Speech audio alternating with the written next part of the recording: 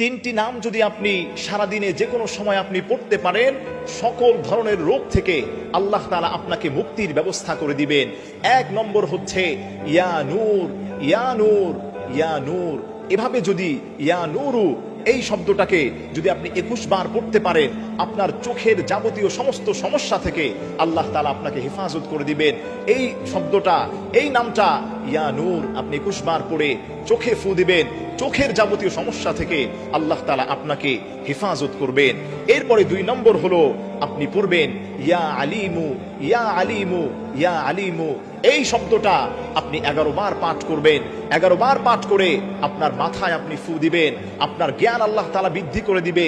আল্লাহ তাআলা মাথার সমস্ত সমস্যা থেকে আপনাকে সমাধান করে দিবেন। 3 নম্বর হলো ইয়া বাতিনু, ইয়া বাতিনু। আপনি যদি এভাবে পড়তে পারেন তাহলে এই দোয়াটা আপনি 11 বার পড়ার পরে আপনার পেটের মধ্যে আপনি ফু দিবেন। পেটের যাবতীয় সমস্ত রোগ থেকে আল্লাহ তাআলা আপনাকে হেফাজত করবেন।